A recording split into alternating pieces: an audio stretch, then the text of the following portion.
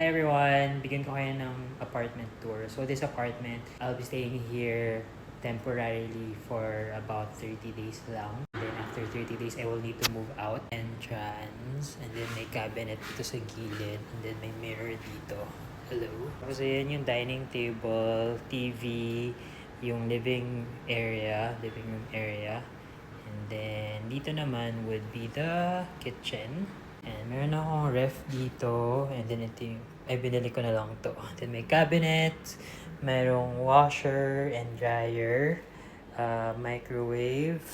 Hindi pa ako nagluluto. Hindi ko pa napapagana yung kalan. Hindi na ako nagtatanong kasi I usually just order outside or from Grab for now. The right side, merong balcony. May chair, pwede ako magtambay dyan. May sampayan. Yan ako nagsasampay kapag naglalaba. Tapos ito yung view ko from the living area. Hello, Bangkok! Yan. Okay. Yan. Tapos from here, kita nyo na yan.